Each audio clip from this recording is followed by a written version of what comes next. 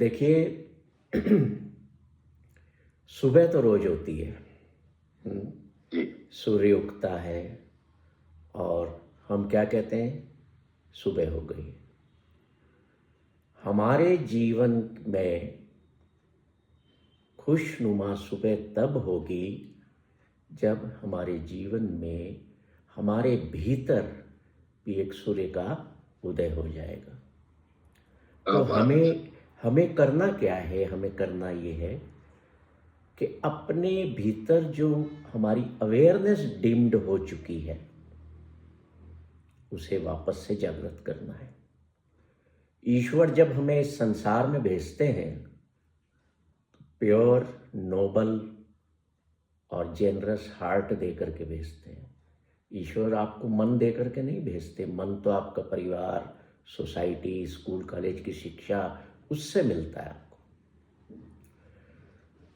हमारे भीतर एक ऐसी ज्योति उपलब्ध है जो संसार के प्रचलन और चलन के कारण मंदी पड़ जाती है, डिम्ड हो जाती है, या कह लो कि डिम हो जाती है।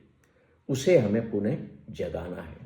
जब आप ऐसा कर लेंगे ना तो आपके भीतर भी सुबह हो जाएगी। बहुत साल हुए, करीब 20-22 साल पहले की बात है। मैं जब सुबह उठता था सो करके तो मैं बड़ा थका हुआ महसूस करता था और अच्छा फील नहीं होता था, बड़ा लो फील होता था। नहीं तो इंसान सुबह उठे तरोताज़ा 8-9 घंटे की, 7 घंटे की नींद ले तो होना तो वैसे चाहिए था ना। वो कहे कि वाह आज तो क्या मज़ा आ गया, नींद शानदार आई मुझे, चेहरे पर मुस्कुराहट हो, होना तो ऐसा चाहिए। तो उस पर मैंने काफ़ी विचार किया कि आज के समय में ज़्यादातर लोगों की सुबह जो है वो हसीन क्यों नहीं होती है, क्यों नहीं मज़ेदार या शानदार होती। इसका जो फार्मूला मैंने निकाला, कितने ही स्वामियों से मैंने पूछा, कितने ही स्पिरिचुअल लीडर्स से पूछा कि भाई बताओ सुबह हमारी बेहतर कैसी हो। तो कोई मुझे कहने लगा सुबह उठते से ईश्वर का नाम जपना शुरू कर दो, कोई अच्छी किताब पढ़ लो। पर मज़ा नहीं आया, वो चीज़ नहीं मिली। कैसे मिली? देखिए, मैं प्रकृति के बहुत करीब रहता हूँ। पेड़ों से, फूलों से, पक्षियों से, छोटे छोटे जीवों से मेरा बड़ा एक गहरा संबंध है उनसे। तो जब मैं सुबह जल्दी वॉक पर जाता था तो मैं देखता था कि पक्षी चहचहा रहे हैं, उठ गए सूर्य की लालिमा के साथ और चहचहाते हुए उड़ जाते हैं अपने रिजक की तलाश में। जहां उन्हें रिजक मिलता है दाने चुग करके आ जाते हैं शाम को वापस। सूर्य अस्त होते होते वो अपनी डालियों पर, उस पेड़ की डालियों पर लौट आते हैं और गीत गाते हुए, चहचहाते हुए वापस सो जाते हैं। इस चीज को मैं रोज निहारता था, मुझे बड़ा अच्छा लगता था, सुबह भी शाम को भी। तो मैंने एक कंसेप्ट पैदा की जिसका नाम मैंने रखा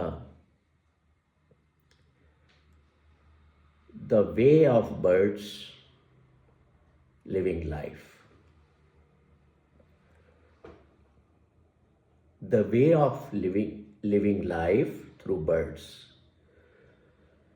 कि हम इंसान क्यों नहीं वैसा जीवन जी सकते जैसा पक्षी जीते हैं। उन्हें कोई तनाव नहीं है, न उन्हें आने वाले कल की कोई चिंता है, न बीते कल का कोई तनाव है। जो आज पाया, जो आज खाया उन्होंने, उसमें आनंद में है कि नहीं? बताइए आप सब, है ना? और इंसान ही एक ऐसा जीव है इस धरती पर जो सुबह घर से निकलता है तनाव में कि आज मेरे इतने काम हैं, इतने काम मुझे करना है।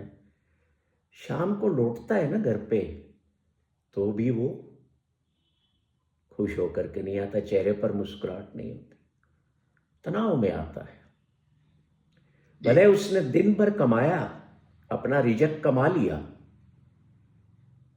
पर वो शाम को घर पे आने के बाद ना वो कोई गीत गा रहा है, ना चहचहा रहा है, ना खुश है। स्वभाव चिड़चिड़ा है, तनाव है। क्यों है? क्योंकि आने वाले कल की डेडलाइंस, टारगेट्स, उनका तनाव शुरू हो गया। और पक्षी कैसे जीते? पक्षी भी उसी ईश्वर ने निर्मित किए जिस ईश्वर ने हमें निर्मित किया। पर मैं ये समझता हूं कि ईश्वर ने एक गलती कर दी। उनके जैसा ही रखना था हमें ना उन्होंने विवेक और बुद्धि दे दी, दिमाग दे दिया चलाने के लिए। दिया दूसरे काम के लिए था कि हम अपने माइंड का इवॉल्वमेंट करके, अपने माइंड की विशालता को बढ़ा करके हम इस संसार की भलाई के लिए कुछ करते हैं। इस संसार में आने का मकसद भी ईश्वर ने एक ही दे करके भेजा कि इस दुनिया में तुम छुट्टियों पर हो तो एंजॉय करना, आनंद में रहना। पर इंसान आनंद को तो छोड़िए, हंसना ही भूल गया, मुस्कुराना ही भूल गया। पक्षी नहीं भूले। एक किसी डॉग को आप बुलाओगे ना, उसको प्यार करोगे तो पूंछ हिलाएगा। पूंछ हिलाने का मतलब ही यही है कि वो मुस्कुरा रहा है। शायद ईश्वर ने हमारी भी पूंछ बनाई होती तो हम भी पूंछ हिला करके मुस्कुराते। अब मेरे पास जो एक काम बचा था वो ये था कि पक्षी चहचहाते रहते हैं, खुश रहते हैं, और हम इंसान ऐसे क्यों नहीं? चूंकि मैं गुरबाणी का साधक हूं, मैं गुरबाणी का अध्ययन में रहता हूं हमेशा। जितना समय मुझे गुरु प्रदान करते हैं, तो एक दिन मैंने गुरु ग्रंथ साहब में एक शब्द पढ़ा गुरु नानक देव जी का, जो कहता है, परंदे न गिराह जर, दरखत आब आस कर, देहंद सूही, एक तू ही, एक तू ही। फिर से रिपीट करता हूं, इसका अर्थ भी बताऊंगा। परंदे न गिराह जर, दरखत आब आस कर, दिहंद सूही, एक तू ही, एक तू ही। गुरु नानक कह रहे हैं इस शब्द में कि दुनिया के लोगों, देखो, ईश्वर ने पक्षियों को बना के भेजा ना, तो उनके कोई पॉकेट्स नहीं है, उनकी जेब नहीं है। तुम इंसानों को विवेक और बुद्धि दिया, तो तुमने क्या किया? कपड़े पहन लिए और उसमें बड़े बड़े पॉकेट्स बना लिए। पक्षी जो है वो अपनी उम्मीद और आशा किस पर रखते हैं?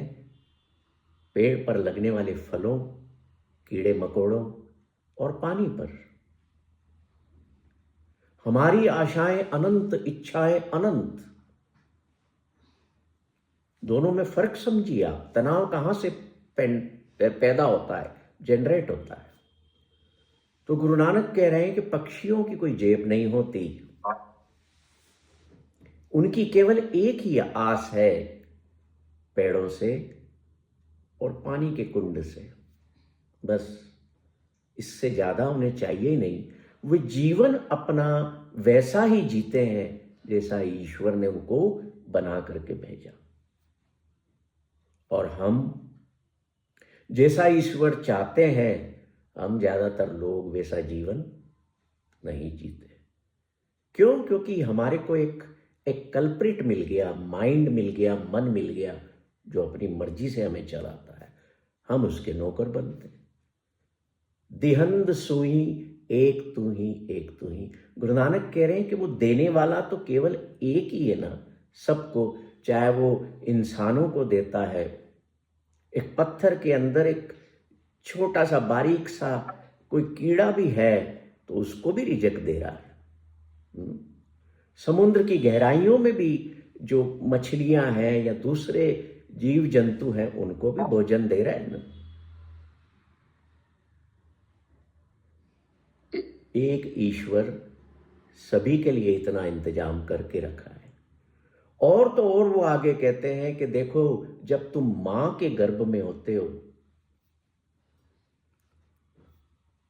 मां के गर्भ से जब तुमने बाहर आना होता है, 15 दिन पहले ईश्वर तुम्हारे लिए मां के स्तनों में रिजक तैयार कर देते हैं ना। तो फिर इतनी चिंताएं, इतने तनाव, इतने सारी जेबें, क्या हमें जरूरत थी? नहीं थी। पर हम एक ऐसी दुनिया में झोंक दिए जाते हैं जिसमें संसार दौड़ रहा है और फिर हम भी दौड़ते हैं। शाम को आप घर पे थके हारे आते हैं, खाना खाते हैं, टीवी देखते हैं, मोबाइल चलाते हैं, सो जाते हैं तनावों में। तो बताइए, शाम को तनाव, रात में तनाव, तो सुबह खुशनुमा कैसे होगी? नहीं होगी। सुबह भी उठोगे गुस्से में, चिड़चिड़ाए हुए। अगर आप अपनी अगली सुबह खुशनुमा करना चाहते हैं तो आपको आज की शाम शांतिपूर्ण और तनाव रहित बिताना चाहिए। एक बहुत ही गहरा और बड़ी, यूं कहूं कि गहरी समझदारी वाली बात है ये, जो मैंने खोज निकाली कि भाई सुबह कुछ करने से नहीं होगा। रात को वैसा करके हम सोएंगे, शाम हम अच्छे से खुशनुमा माहौल में बिताएंगे, रात को नींद भी अच्छी आएगी और आप सुबह हंसी खुशी से उठेंगे। उठते से चेहरे पे मुस्कुराहट होगी और कहोगे आप वाह, मजा आ गया, आज तो नया दिन मिला है मुझे जीने के लिए। थैंक यू गॉड, हे ईश्वर तेरा शुक्र है कि तूने मुझे एक दिन और जीवन इस धरती पर जीने के लिए दिया है। कितने लोग आप में से ये ग्रेटिट्यूड सुबह उठते से ही पे करते हैं? सुबह आंख खुले, हम ईश्वर का धन्यवाद करें। उसके बाद हम अपने लव्ड वंस, परिवारजनों का धन्यवाद करें, अपने कर्मचारियों का धन्यवाद करें, अपने पड़ोसियों का, अपने काम करने वाले लोगों का, इवन यहां तक कि आपके घर पर जो दूध लेकर के सुबह आता है, उसके बगैर चाय नहीं मिलती ना, उसका भी धन्यवाद करें। अखबार वाले का भी धन्यवाद करें कि सब लोग जो प्रत्यक्ष या अप्रत्यक्ष रूप से मेरे जीवन में इतने इनपुट्स देते हैं, मैं सभी को धन्यवाद देता हूं। अब आप उठ जाइए पलंग से, उसके पहले मत उठिए। ग्रेटिट्यूड पे करने से फायदा पता है क्या होगा? सुबह सुबह का फायदा ये होगा कि आपका पूरा दिन ईश्वर की रजा में, उसके हुक्म में, उसकी मर्जी से चलेगा, उसी में बीतेगा। और जो इंसान अपना पूरा दिन उसकी रजा में बिताता है ना, वो दुखी होगा ही नहीं। दुख तो सुख में से निकल के आते हैं ना। जिन सुखों की आप खोज में रहते हो सुबह से शाम तक, दुख उनमें से ही निकल के आते हैं। किसी के पास बेटा नहीं है, वो दुखी है। बेटा हो गया, वो बिगड़ा हुआ निकल गया। फिर दुखी है। तो सुख है कहाँ? सुख कहीं नहीं है। हम अपने मन के द्वारा इन सारी चीजों की उत्पत्ति करते हैं।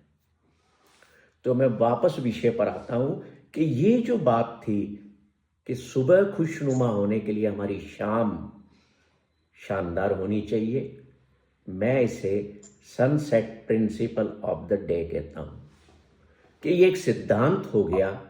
जब सूर्य अस्त हो तो मेरा स्वभाव बेहतर होता जाए। वो ये विचार है कि हमारे आराम करने और सोने की जो क्वालिटी है उस पर निर्भर करती है हमारी सुबह उठने की क्वालिटी। मैं फिर से कहता हूं इस बात को कि जो हमारे आराम करने और रात को सोने की जो हमारे मन की स्थिति की क्वालिटी है वो की वही सुबह हमें क्वालिटी मिलेगी। अगर हम दिन भर की टेंशन को अपनी नींद में ले जाते हैं तो हम कल के बोझ से पहले ही, दिन भर का बोझ तो लेना ही है सभी को, हम थके हुए उठेंगे, निराश उठेंगे, अवसाद में होंगे, नींद में समस्याएं होंगी। पर एक खुश इंसान जब उठता है ना सुबह तो वो इनसिक्योर और परेशान फील नहीं करता। इनसिक्योर और परेशान वो ही व्यक्ति फील करता है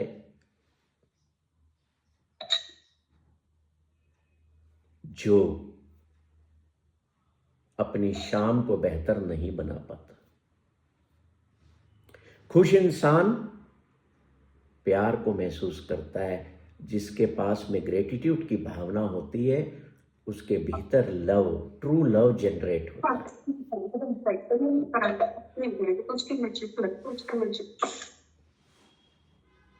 अब मैंने क्या किया, मैंने अपने घर में भी, जहां मैं अभी बैठा हूं, और मेरे ऑफिस चेतना में भी मैंने एक छोटा सा सेक्रेड प्लेस बनाया।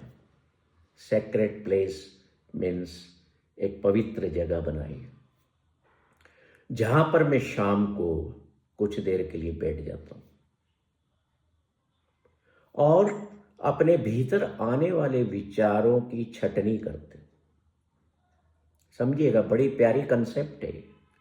जैसे आप देखते हैं ना, घास में या कोई फसल में ऐसी चीजें उगाती हैं जिनको मजदूर लोग एक एक करके निकाल के बाहर फेंकते हैं। देखा है कभी?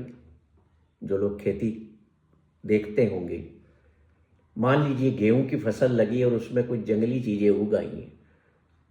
ऐसे ही हमारे मन में भी कुछ ऐसे विचार भीतर दिन भर में एंटर हो जाते हैं जिनको हमें निकाल करके फेंकना जरूरी है। उनसे बात करना जरूरी है कि तुम्हारी मुझे जरूरत नहीं है। I don't need your thought, these thoughts.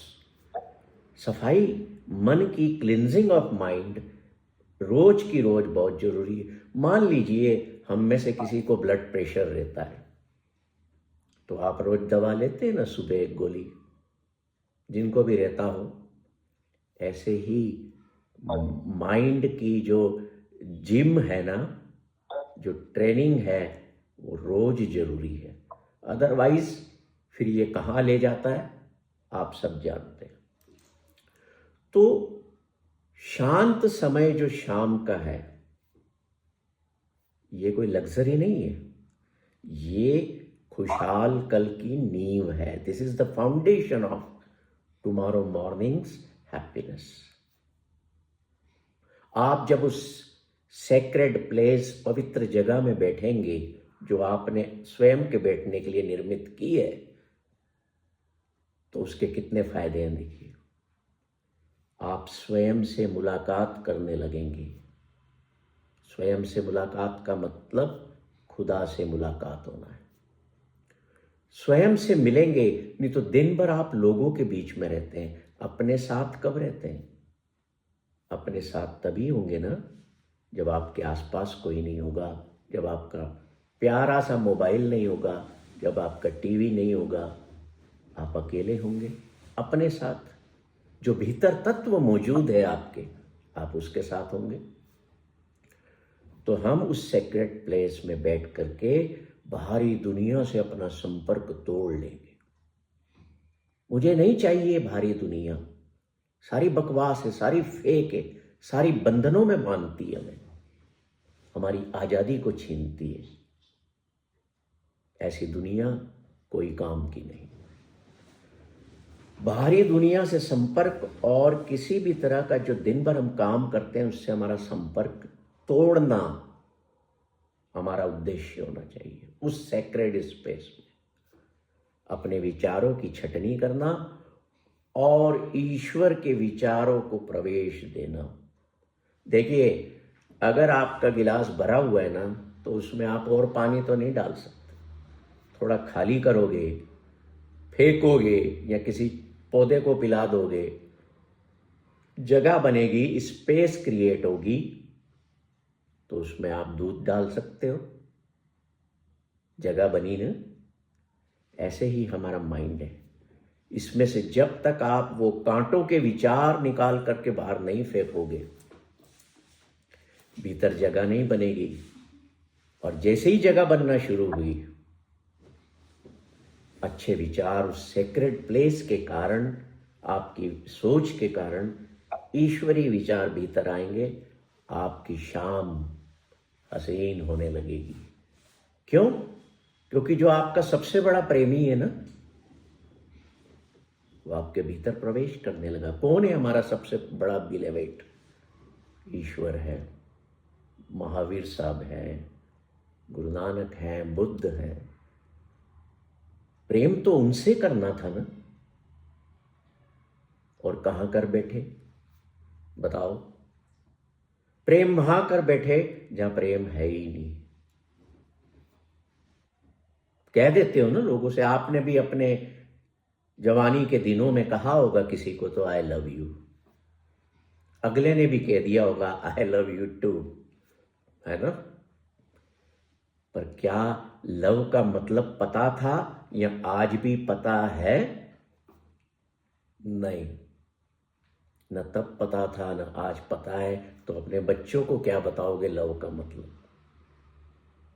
जिसने जीवन को ही नहीं समझा, जीवन को ही नहीं जाना, वो इस संसार के, इस जीवन के एट्रीब्यूट्स, बेस्ट क्वालिटीज को क्या जानेगा?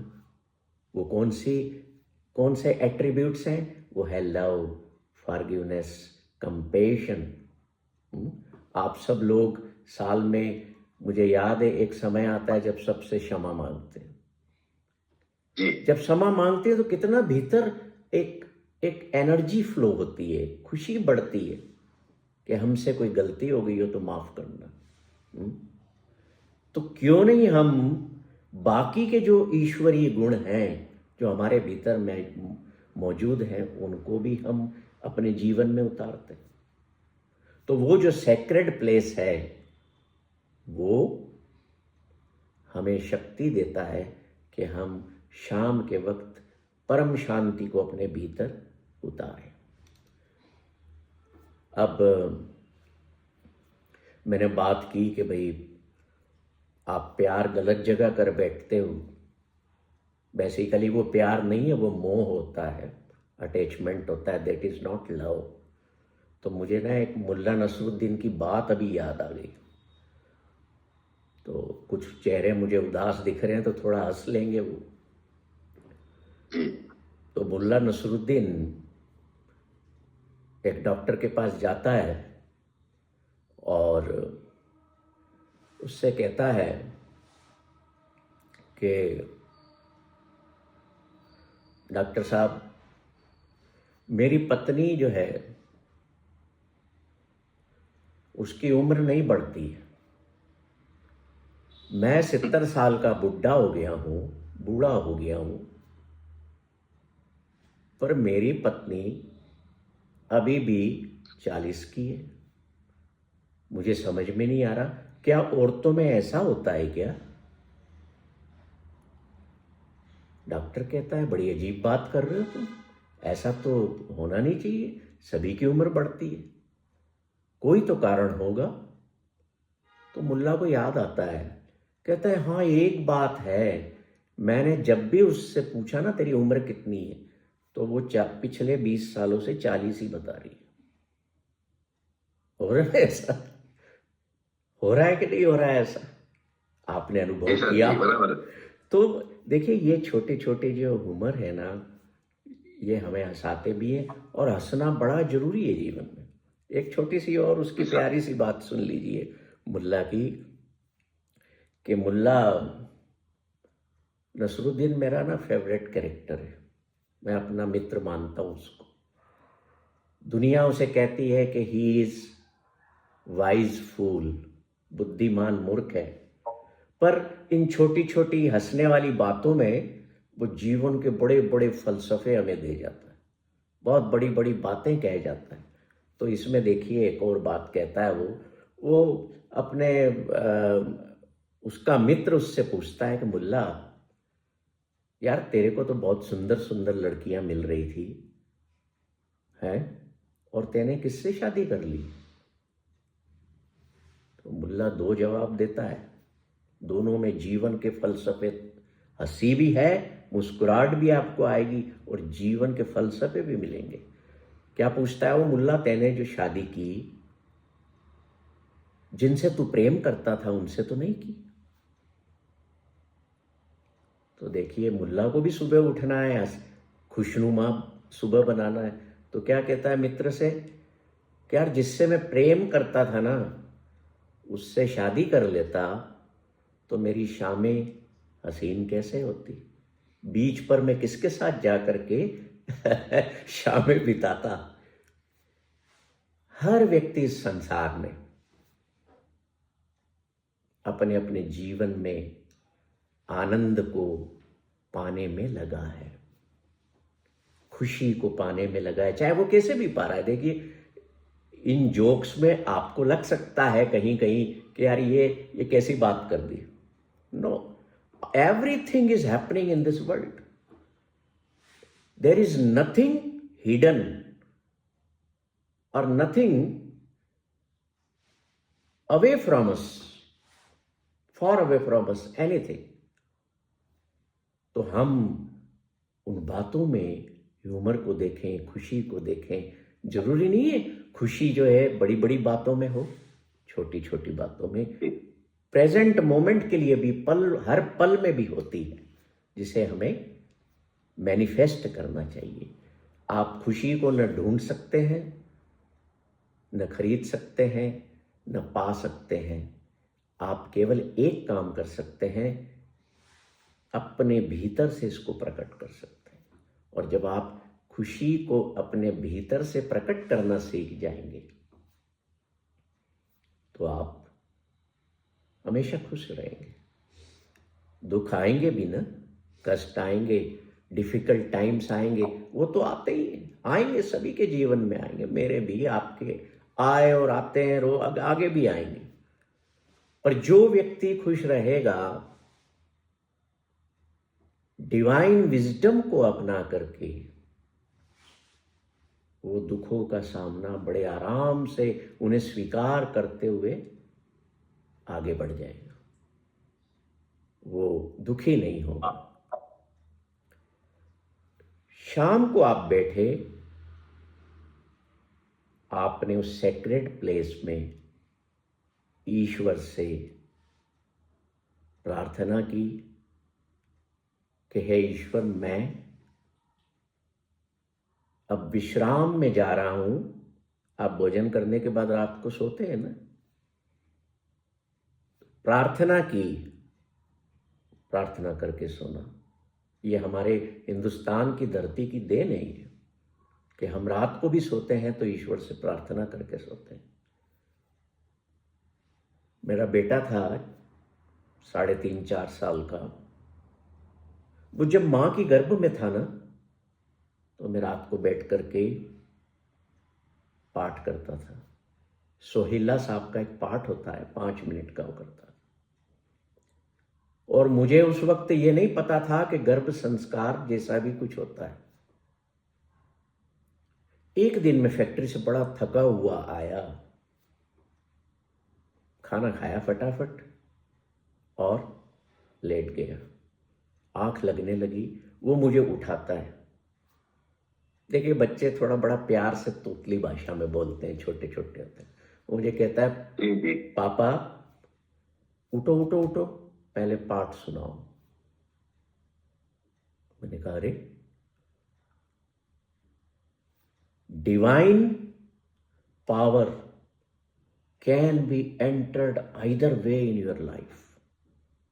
बाद में वो बच्चा नहीं रहा इस संसार में, पर हम ये देखें कि ये जो जीवन की जो एक बहती हुई नदी है, क्या हम अपने जीवन की बहती नदी के खिलाफ तो नहीं तैरने की कोशिश कर रहे?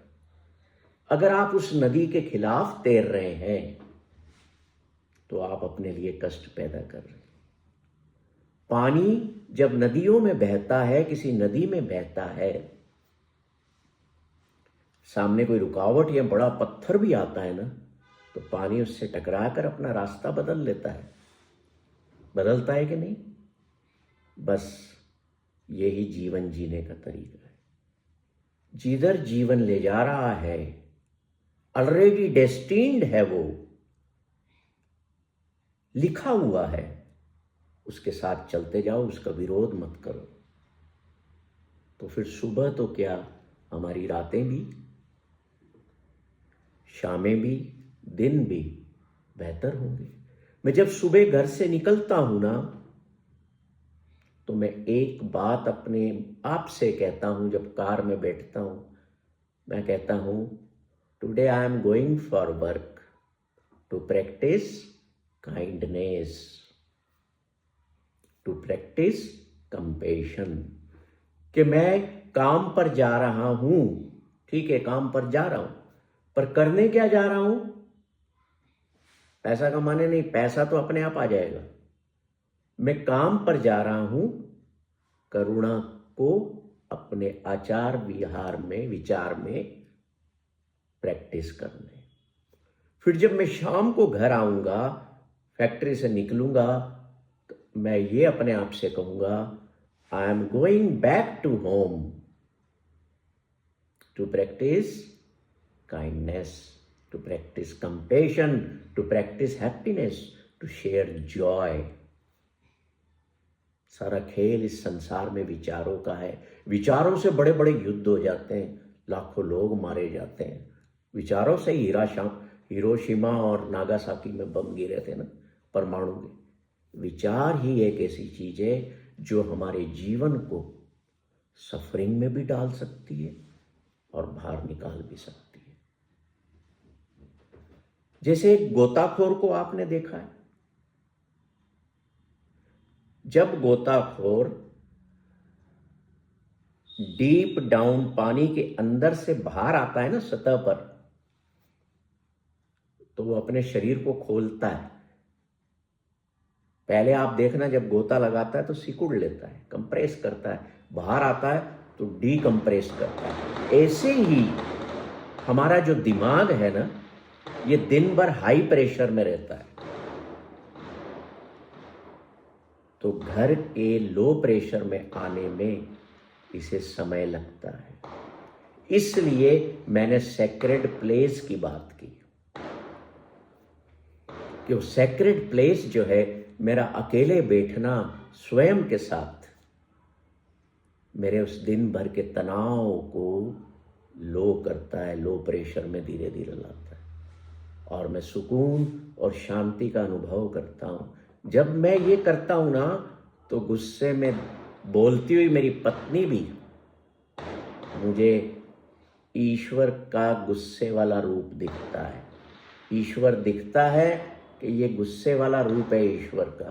तब आप ये नहीं कहेंगे कि भाई ये तो गुस्से वाली औरत है। नो, कोई क्रोध कर रहा है, कोई गुस्सा कर रहा है, कोई चिल्ला रहा है, आप ये समझेंगे चिल्लाने वाला ईश्वर है। ये भाव, वो सेक्रेड प्लेस आपके शाम के बदल देगा। फिर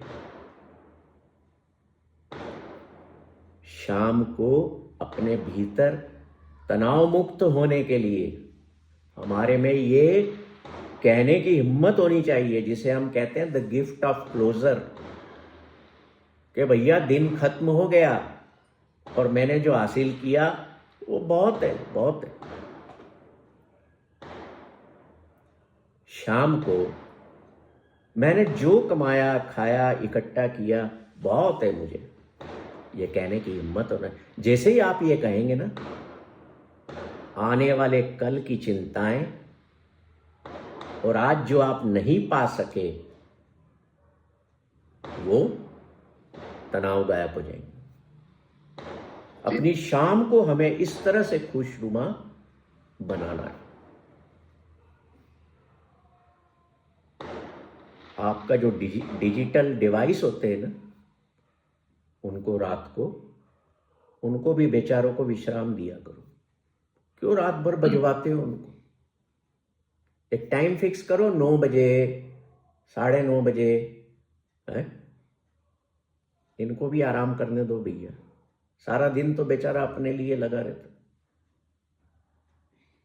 अन्यथा कष्ट पाओगे। वो बदला लेगा आपसे। किसी के कान खराब होंगे, किसी को ब्रेन में ट्यूमर हो जाएगा। हर चीज, हर सुख का जो परिवर्तन होना है वो दुख में होना ही होना है। भाई ज्यादा पालक खा लोगे या ज्यादा पपीता खा लोगे तो पेट दुखेगा, तो उसका उपयोग भी लिमिट करें। उसको हम कहते हैं डिजिटल सनसेट फॉलो करिए लाइफ में। मतलब क्या हुआ कि आपने अपना मोबाइल या गैजेट्स बंद किए तो आप बाहरी दुनिया से कट गए। और हम तो चाहते हैं कि बाहरी दुनिया से आप कट जाएं, तभी भीतर शांति होगी ना। दुनिया में क्या है बाहर? क्या है? शोर शराबा ही है, और क्या है? कुछ भी नहीं है इसके अलावा। जब भी शाम के वक्त आपके भीतर रिग्रेट्स हो या किसी ने कुछ कह दिया तो बुरा फील कर रहे हो, तो कोई भी 3 चीजों के प्रति ग्रेटिट्यूड पे करना शुरू कर दीजिए कि ईश्वर तेने ये नहीं दिया ना, ये तो दिया है। मेरी एक आंख नहीं है, किसी की तो 2 भी नहीं होती, एक तो दी है तेने, शुक्र है तेरा। मैं संसार की खूबसूरती को, इस सुंदर संसार को देख तो सकता हूं। जीवन में खुश रहना है, सुबह को खुश बनाना है, तो अपने से नीचे लोगों की तरफ देखना। शाम को लोग जब डाइनिंग टेबल पर रात को बैठते हैं ना, खाना खाते हैं, तो बिजनेस की बातें डिस्कस करते हैं, लोगों को डिस्कस करते हैं, खाना नहीं खाते। हम कहते हैं डाइनिंग टेबल पर भोजन कर रहे हो ना, तो फिर भोजन ही करो। लोगों की बातों मत खाओ, तनाव को मत खाओ। परिवार में एक दूसरे की तरफ देख करके मुस्कुरा लो, भोजन की प्रशंसा करो, भले नमक कम हो दाल में। जीवन बहुत छोटा है, लिमिटेड टाइम है हमारे पास। जो परिवार आपने बसाए हैं, सोचो उनको कितना समय देते हो। एक प्यार भरे इंसान, लवेबल पर्सन बनो, ना कि टू डू लिस्ट का नौकर या स्लेव बन जाओ। लोग टू डू लिस्ट बनाते हैं, आज मैंने ये करना है, शाम को घर पे आके फिर लेके बैठ जाते हैं, ये किया, ये रह गया, अब ये कल करना है मैंने। भाई परिवार क्यों बनाया था? लगे रहते इसी में। खुशियां हर जगह मौजूद है, सिर्फ आपको मैनिफेस्ट करना, प्रकट करना आना चाहिए। एक प्रश्न पूछता हूं, उत्तर भी मैं ही दे दूंगा क्योंकि मेरा समय पूर्ण हो रहा है। आप सुबह कैसा उठना चाहते हैं? एक उदास, तनाव से भरे हुए, या एक प्यारे इंसान के रूप में कैसा उठना चाहते हैं? कोशिश ये करें हम कि हम सुबह जब उठे ना, तो मैं एक प्यारे पति के रूप में उठूं, मुस्कुराता हुआ मेरा चेहरा हो। पत्नी उठ रही है तो प्यारी पत्नी के रूप में उठे, एक प्यारे पिता के रूप में उठूं, एक प्यारे भाई के रूप में या बहन के रूप में उठूं, एक प्यारे पड़ोसी के रूप में उठूं, एक प्यारे मित्र के रूप में उठूं। क्यों मैं तनाव में उठूं? क्यों मैं स्ट्रेस या निराशा में उठूं? न तो निराशा, न तनाव, न चिड़चिड़ापन, न अवसाद, ये हमारे इनेट नेचर नहीं है। और इनको अगर आप पाल के बैठे हो तो आप दुख में आओगे ही आओगे। कोई रोक नहीं पाएगा, कोई रोक नहीं पाएगा। जहां पे बिजनेस करते हैं ना, बस बिजनेस को वहीं पे सीमित करके छोड़ के आ जाएगा। मेरे को याद है सन 2009 की बात है, जब मैं डॉक्टर अब्दुल कलाम साहब से मिलने गया कि सर अब बिटिया तवलीन दुनिया में नहीं रही, अब मैं क्या करूं? तो उन्होंने मुझे ये मिशन दिया, मिशन हैप्पीनेस, कि पूरी दुनिया में तुम्हारे जैसे बहुत लोग हैं जिन्होंने अपने बच्चों को खोया है, खुशियां फैलाओ। पूछा उन्होंने कितनी बजे फैक्ट्री से वापस आते हो? मैंने कहा 7 बजे, 8 बजे, 9 बजे, जब काम निपट जाए। बोले नो, नहीं, 6 बजे आपका काम निपटे या ना निपटे, आप ऑफिस छोड़ के घर जाएंगे। थोड़े दिन तक काम 7 बजे तक निपटा, फिर मेरी एफिशिएंसी इतनी बढ़ गई उस बात को लेकर के कलाम साहब की, मैंने 6 बजे के पहले फ्री होना शुरू कर दिया। मैं फ्री हुआ, मुझे टाइम मिला कि मैं कुछ जीवन में उन लोगों को मेंटल सपोर्ट करूं जो बेचारे अपने प्रियजनों को खो देते हैं या खतरनाक ड्रेडेड डिसीजेस से जूझ रहे होते हैं। क्या कभी आपने अस्पताल जाके उस व्यक्ति को गले लगाया जिसको आप जानते नहीं और वो बहुत परेशानी में है?